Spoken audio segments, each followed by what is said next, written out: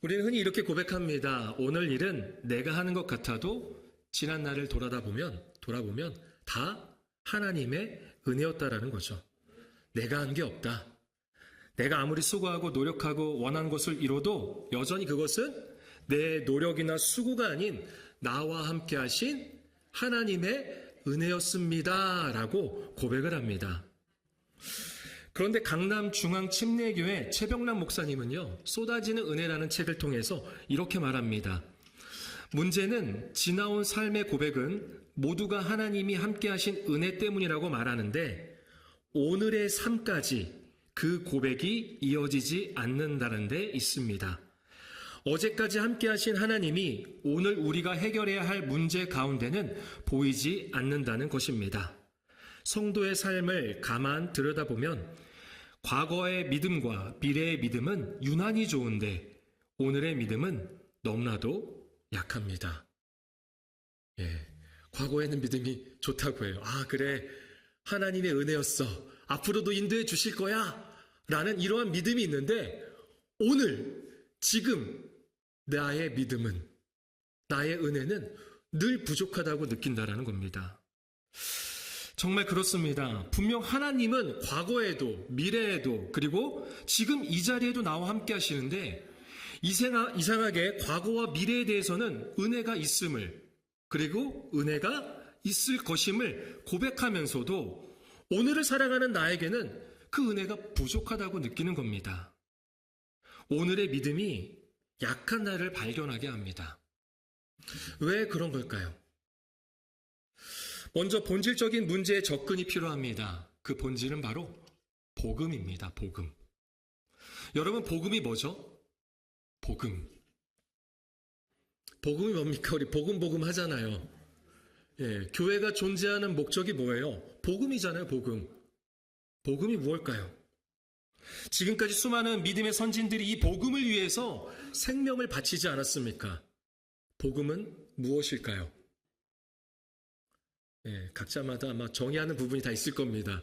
그런데 오늘 바울은 말합니다. 우리 3절과 4절, 복음이 무엇인지 3절과 4절을 함께 읽어보겠습니다.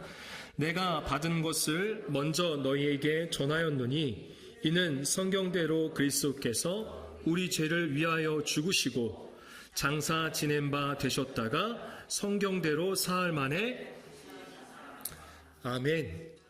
여러분, 복음은 예수 그리스도의 죽으심과 부활하심입니다. 다른 게 복음이 아닙니다. 예수의 죽음과 예수의 부활하심이 바로 복음입니다. 우리의 죄를 위하여라고 하는데요, 이 원어의 의미로 보면 위하여도 되지만 대신하여도 맞습니다. 그러니까 우리의 죄를 대신하여 죽으셨습니다. 그리고 또다시 살아나셨습니다. 예수님은 육체적으로 부활하셨습니다. 여러분, 이게 복음입니다. 교회가 수많은 봉사와 헌신 그리고 사회에 좋은 영향력을 끼치는 것도 중요합니다. 그런데 예수 그리스도의 죽으심과 부활하심이 이 복음이 없다면 그건 교회가 아닙니다. 그냥 세상의 여느 모임이나 단체와 다를 바가 없습니다. 어떤 사람이든 예수의 죽음을 인정합니다. 예수님 죽으셨죠? 여러분, 예수님 죽으셨습니까? 돌아가셨죠. 돌아가셨습니다. 맞아요. 높임 표현으로 돌아가셨습니다. 돌아가시고 예수님은 죽으셨습니다. 왜냐? 예수님도 참 사람이시기 때문입니다. 누구든 예수님이 죽었다라는 것을 인정할 겁니다. 왜냐하면 사람은 누구나 죽는다는 것을 알고 있고 때로는 직접 그 죽음을 목격하기도 하기 때문입니다. 그러나 예수님의 부활을 인정하거나 믿는 것은 쉽지가 않습니다. 어쩌면 이 자리에 계신 분들 중에도 그런 분이 있을 수도 있습니다. 왜냐? 부활은 과학적으로 증명하기가 어렵거든요. 그리고 부활은 일반적이지가 않습니다. 저희 옆집 아저씨가 죽었다가 부활을 했다면, 그리고 또 다른 사람이 죽었다가 부활을 했다면 아마 이것은 일반적이어서 모두가 인정할 것입니다. 하지만 부활은 일반적이지가 않아요. 오직 예수 그리스도만 하셨습니다. 그런데 예수님의 부활이 역사적 사실이 아니라면, 예수님의 부활이 역사적 사실이 아니라면 사실 교회는요, 초대형 사기 집단에 불과합니다. 사기 집단인 거예요. 그러니까 부활이 없으면 교회가 아닌 거죠. 부활을 빼고 제가 복음을 전한다고 하면 저는 사기꾼입니다. 종교적 사기꾼이죠. 그래서 예수님의 부활이 실제로 일어난 역사적 사실이라는 것을 이해하고 믿을 수 있어야 합니다. 여러분, 예수님의 부활이 실제 일어난 사건이란 증거는요, 정말 많습니다. 지금으로부터 2000년 전 고대사의 어떠한 역사적 사건도요, 예수님의 부활만큼 증거가 많지가 않아요. 이에 대해 이승장 목사님은 일반적으로 거론하는 증거를 이렇게 소개합니다. 첫 번째로, 모든 종교의 창시자는 무덤이 있지만 예수는 무덤이 없다. 왜 무덤이 없을까요? 그렇죠. 부활하셨기 때문입니다. 육체적 부활을 하셨기 때문에 무덤이 없습니다. 두 번째로, 예수 부활은 1700년 이상 유대교에서 준수해온 안식일을 안식 후 첫날로 옮겨 주의 날, 우리가 흔히 말하는 주일로 지켜온 이유다라는 겁니다. 여러분, 이 구약시대부터 유대인들에게 제7일 안식일은요, 토요일이었어요. 토요일. 제7일 안식일. 이 날은 단순한 휴일이 아니었습니다. 목숨을 걸고 지켜야 하는 하나님 백성의 정체성이었습니다. 그런데 예수님의 죽음과 부활 이후로 수만 명의 초대교인, 그 중에서도 특히 유대인들이 갑자기 수천 년 된 그런 안식일의 전통을 깨고 안식 후 첫날, 토요일 다음이 뭐죠? 일요일이잖아요. 그 일요일을 주의 날, 안식 후 첫날을 주일로서 지키면서 예배하기 시작했다는 겁니다. 그리고 지금까지 그 역사적 흔적을 우리는 경험하고 있습니다. 세 번째로는 제자들의 변화를 예수의 부활이 없이 설명할 수가 없다는 겁니다. 예수님 십자가에서 죽으실 때 제자들은 예수를 부인하면서 다 떠났습니다. 완전히 떠났어요. 그랬던 그들이 변화되었습니다. 변화되어서 복음을 위해 죽어갔습니다. 왜일까요? 부활하신 예수님을 만났기 때문입니다. 사도들의 복음 설교의 핵심 메시지가 예수 부활이었습니다. 너희가 죽인 예수를 하나님이 살리셨다. 다른 것을 전한 게 아니에요. 이 복음을 전했던 것입니다. 마지막으로 다섯 번째는 기독교 초기에 교회의 기적 같은 성장 역사는 예수 부활 없이는 설명이 불가능하다입니다. 거짓은 1세기를 버티지 못한다는 사실을 역사가 증명한다. 그런데 벌써 21세기가 되었습니다. 그럼에도 불구하고 복음은 우리 안에, 그리고 우리가 증거하고 있습니다. 이렇게 예수님의 부활이 역사적 사실이라는 일반적인 증거들이 있습니다. 그런데 바울은 오늘 고린도전서를 통해서 이러한 직접적인, 이러한 일반적인, 그러한 간접적인 증거들을 제시하지 않습니다. 왜냐? 확실한 증거가 있기 때문입니다. 아니, 확실한 증거보다 더 확실한 증인이 있기 때문입니다. 우리 5절부터 8절까지의 말씀 같이 읽어보겠습니다. 게바에게 보이시고 12제자에게와 그 외 500여 형제에게 일시에 보이셨나니 그 중에 지금까지는 대다수는 살아있고 어떤 사람은 잠들었으며 그 후에 야고보에게 보이셨으며 그 후에 모든 사도에게와 맨 나중 만삭되지 못하여 난 자 같은 내게도 보이셨느니라. 아멘. 게바는요, 아람식의 이름인데요, 이게 바로 베드로입니다. 베드로. 그러니까 부활하신 예수님이 베드로에게도 나타나셨고 또 12제자뿐만 아니라 500여 형제에게도 일시적으로 보이셨습니다. 그리고 더 나아가서 야고보, 모든 사도, 맨 마지막에는 맨 나중에 만삭되지 못하여 난 자 같은 내게도 라고 했는데 이게 누굴까요? 고린도전서를 쓴 바로 바울입니다. 바울에게도 직접 나타나셔서 부활하신 예수님을 만나게 하셨죠. 증거보다 더 확실한 증인이 이렇게나 많습니다. 여러분, 교통사고는 현장 증인 한 명만 있어도요, 보험회사로부터 그 보험금을 탈 수 있다고 합니다. 유대인들은 증인 2명이 있어야, 증인 2명 이상이 있으면 확실하게 사건이 입증된다고 합니다. 그런데 부활하신 예수님을 목격했다는 사람들만 방금 읽은 말씀에 보면 500여 명이 넘는다는 겁니다. 무엇보다 바울이 오늘 본문인 고린도 전서를 쓸 당시는요, 예수님의 부활로부터 25년이 지난 시점입니다. 그런데 그 시점에도 여전히 부활하신 예수님을 봤던, 목격했던, 만났던 사람들이 대다수가 살아있다는 거예요. 그래서 예수님의 부활은 과학적으로 증명하거나 법정에서 다룰 필요가 없는 역사적 사실이라는 거죠. 어제 서울 광화문에서 가수 BTS의 컴백 공연이 있었습니다. 혹시 보셨나요? 기도만 하시죠.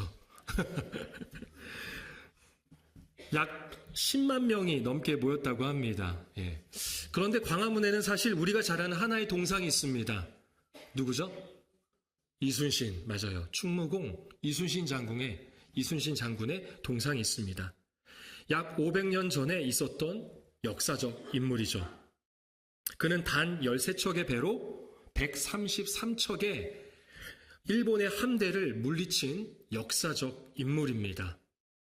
유명한 명언이 있죠. 신에게는 아직 12척의 배가 남아있사옵니다. 이 내용은 그가 쓴 난중일기에 기록이 되어 있습니다. 역사적 사실이죠. 그런데 예수님의 부활은 이순신 장군의 기록들보다 훨씬 더 많다는 겁니다. 예수님의 부활이 역사적 사실입니다. 무엇보다 가장 부활을 잘 입증할 수 있는 것이 있습니다. 그것은 바로 사람의 변화입니다. 사람의 변화가 부활하신 예수님을 입증합니다. 우리 본문 9절 말씀 같이 읽어보겠습니다. 나는 사도 중에 가장 작은 자라. 나는 하나님의 교회를 박해하였으므로 사도라 칭함받기를 감당하지 못할 자니라.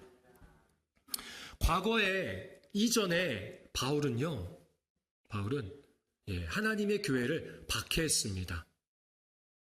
다메섹 도상에서 부활하신 예수님 나타나서 그에게 말씀하시죠. 사울아 사울아 왜 나를 박해하느냐. 예수님은 예수를 믿는 사람들을 자신으로 여깁니다. 그래서 왜 나를 박해하느냐라고 했어요. 바울 스스로가 더 잘할 겁니다. 바울은 교회를 박해하던 자였습니다. 예수 믿는 자들을 핍박하고 옥에 가두는 일에 열심이던, 정말 자신의 존재 목적으로 알아가던 자였습니다. 그런데 그런 그가 변화되었습니다. 절대 변할 수 없을 것 같았던 바울, 그가 부활하신 예수님을 만나서 변화되었습니다. 사람의 변화가 예수 부활의 증거가 됩니다. 여러분, 그런데 사람이 잘 변할 수 있나요? 쉽게 변하나요? 사람 변해요, 안 변해요? 안 변하잖아요. 다른 사람 생각할 거 없습니다. 내 배우자, 자녀 생각할 거 없습니다. 나를 보면 알잖아요. 나 스스로를 보면 정말 변하는 게 쉽지 않습니다. 예배에 와서 자리를 앉아도 늘 앉던 자리에 앉습니다. 주차를 해도 늘 대던 곳에 같은 형태로 주차해요. 마트에서 장을 보더라도요, 늘 똑같은 걸 구매합니다. 누군가를 만났을 때의 표정, 대화를 통해 느껴지는 정서적인 부분들이 변함이 없어요. 사람은 잘 변하지 않습니다. 마치 사람의 치아 같습니다. 이 치아 있잖아요. 치아 같아요. 잘못된 치아 배열을 교정을 통해 바로잡습니다. 치아 교정이라고 하죠. 어쩔 때는 치아 한 개를 빼기도 합니다. 그리고 각 치아에 고정 고리를 붙이고 철사, 이 와이어로 연결을 한 다음에 쪼읍니다.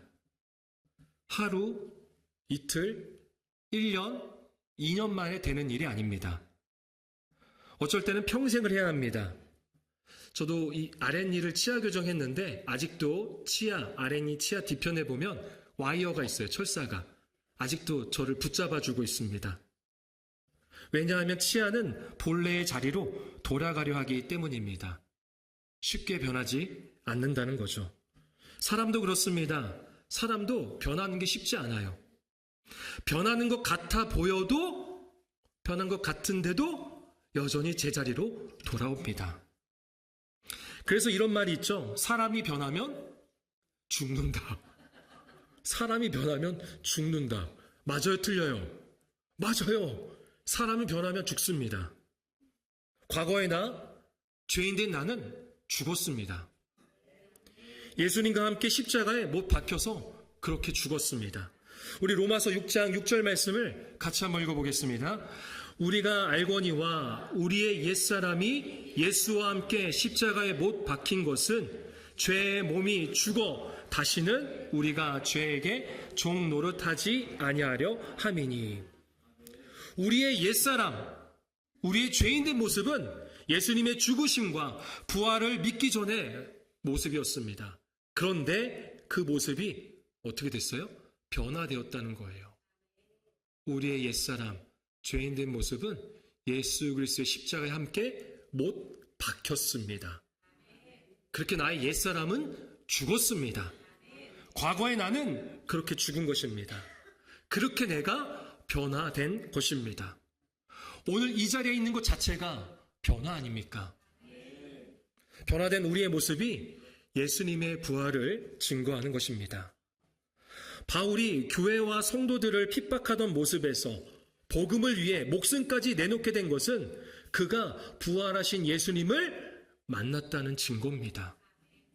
과거에는 종교적 열심이었다면 오늘은 예수의 부활을 증거하는 복음에 대한 열심과 수고와 노력이 그에게 있었습니다. 여러분, 종교와 복음은 다릅니다. 종교와 복음은 달라요. 팀켈러 목사님은 세상의 종교와 성경의 복음을 날카롭게 이렇게 대조합니다. 종교의 원리는 내가 열심히 순종하고 수고하고 착하게 살면 하나님이 나를 받아주셔. 나에게 복을 주셔. 그래서 나는 열심히 순종하고 수고하고 착하게 살아야 돼. 이게 바로 종교의 원리입니다. 정성을 들여야 되죠. 반면에 복음의 원리는 이렇습니다. 나는 이미 하나님의 은혜로 완전히 용납받았다. 그러므로 나는 기쁨으로 기꺼이 순종하고 수고한다.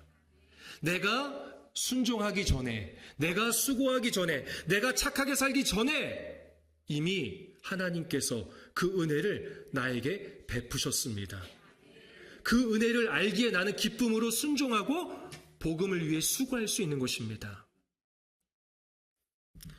우리가 일상 속에서 짓는 가장 끔찍한 죄, 영적인 의미에서 예수를 핍박하는 행위는요, 살인이나 도둑질이 아닙니다. 바로 십자가의 은혜를 밀어내는 것입니다. 내 힘과 내 의로움과 내 인생의 주인이 내가 되는 거예요. 내 열심, 내 수고, 나의 노력으로 내가 원하는 신을 만들어가는 거죠. 우리는 그 모든 것들을 내려놓을 수 있어야 됩니다. 내가 이만큼 헌신했기 때문에 하나님이 이렇게 복을 주실 거야 라는 기대감이 아니라 이제는 복음으로써 내가 예수의 부활을 알기 때문에 나를 위해서 죽으시고 나에게 부활의 소망을 주셨기 때문에 나도 그것에 기쁨으로 감사하며 나에게 주어진 삶을 열심으로 노력하며 수고하며 살겠습니다 라는 결단이 일어나는 것입니다. 과거의 죄인된 나는 죽었고 부활의 소망으로 살아가는 저와 여러분이 되었음을 기억하시길 바랍니다. 우리 마지막으로 10절 말씀을 세번역 성경으로 읽어볼 텐데요. 앞에 세번역 성경으로 나와 있습니다. 함께 읽어보겠습니다. 그러나 나는 하나님의 은혜로 오늘의 내가 되었습니다. 나에게 베풀어 주신 하나님의 은혜는 헛되지 않았습니다. 나는 사도들 가운데 어느 누구보다도 더 열심히 일하였습니다. 그러나 이렇게 한 것은 내가 아니라 나와 함께 하신 하나님의 은혜입니다. 아멘. 바울은 그 어떤 사도보다 열심으로 복음을 전하였고 노력하였고 수고하였습니다. 유대인뿐만이 아니라 이방인에게도 생명을 다해 복음을 전하였습니다. 예수 믿는 자들을 핍박하던 자가 예수를 위해 핍박받는 자가 되었습니다. 그가 그토록 생명을 다해 복음을 전할 수 있는 이유는 오늘의 나의 죄를 대속하시고 부활의 소망을 주신 하나님이 함께 하시기 때문입니다. 그 하나님의 은혜가 헛되지 않게 하기 위해서 죽음조차 두려워하지 아니하며 오늘을 열심으로 수고하며 노력으로 살아가는 것입니다. 복음을 위해서 그는 그렇게 살아갔습니다.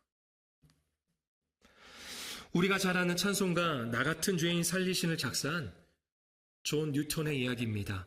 그는 본래 아프리카 흑인들을 납치해서 판매하는 그러한 노예 상인이었습니다. 온갖 반탕함과 잔인함으로 살던 그가 거대한 풍랑 속에서 죽음의 위기를 맞이했을 때 비로소 하나님의 은혜를 경험하게 됩니다. 그 후로 목회자가 된 그는 평생을 열심으로 복음을 전하며 노예제도 폐지를 위해서 싸워왔습니다. 그가 죽기 전 기억력이 희미해져가는 노년에 남긴 마지막 고백은 이렇습니다. 내 기억력은 이제 거의 사라졌지만 두 가지 사실만은 분명히 기억합니다. 첫째, 나는 엄청나게 큰 죄인이라는 사실입니다. 둘째, 예수 그리스도는 엄청나게 위대한 구원자라는 사실입니다. 나는 내가 되어야 할 존재가 되지 못했고 내가 마땅히 될 수 있었던 존재도 되지 못했습니다. 그러나 과거에 그 비참했던 노예 상인은 더 이상 아닙니다. 오늘의 내가 나 된 것은 오직 하나님의 은혜입니다. 오늘의 나는 오직 하나님의 은혜라고밖에 말할 수가 없습니다. 말씀을 맺겠습니다. 미국 남북전쟁 당시 북군의 소령이었던 다니엘 웹스터 휘틀이라는 사람이 있습니다. 그는 전쟁 중 수류탄에 맞아 한쪽 팔을 절단해야 하는 치명상을 입었습니다. 그렇게 절망과 분노에 사로잡혀 포로 수용소 야전병원에서 치료를 받고 있었습니다. 시간이 날 때마다 그는 성경을 읽었다고 합니다. 독실한 기독교인이라서가 아니라 군대 가기 전에 어머니가 성경책을 보내주셨대요. 그래서 시간이 날 때마다 어찌 보면 심심풀이로 그렇게 성경을 읽었다고 합니다. 그러던 어느 날 간호사가 그를 찾아와 다급하게 부탁을 합니다. 소령님, 저기 한 소년병이 죽어가고 있습니다. 부디 가셔서 저 불쌍한 영혼을 위해 마지막 기도를 해주세요. 아마도 간호사는 휘틀이 매일 성경을 읽고 있으니까 당연히 기독교인인 줄 알았던 것 같습니다. 휘틀은 당황했습니다. 자신은 그저 상실감에 빠져 성경을 읽지만 제대로 기도 한번 해본 적 없고 인격적으로 하나님을 만나거나 은혜를 경험해 본 적이 없었기 때문입니다. 기도할 자격이 없다고 거절하려고 했지만 간호사는 계속 부탁을 했습니다. 휘틀은 피를 흘리며 죽어가는 소년병의 간절한 눈빛을 도저히 외면할 수가 없었습니다. 결국 그는 소년의 침대 곁에 무릎을 꿇고 눈물을 흘리며 이렇게 기도했습니다. 하나님, 저는 이 소년을 위해 기도할 자격조차 없는 끔찍한 죄인입니다. 내 힘으로는 아무것도 할 수 없습니다.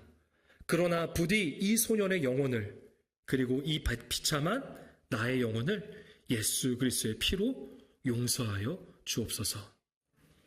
소년병은 곧 세상을 떠났지만 기도를 마친 휘틀이 소년을 봤을 때 그 모습이 너무나도 평안해 보였다고 합니다. 조금 전까지 고통스러워 어쩔 줄 모르던 그 소년의 모습은 사라지고 행복한 표정으로 미소를 짓고 있었다는 거죠. 휘틀은 그날 밤 자신을 덮는 압도적인 하나님의 은혜를 경험하게 됩니다.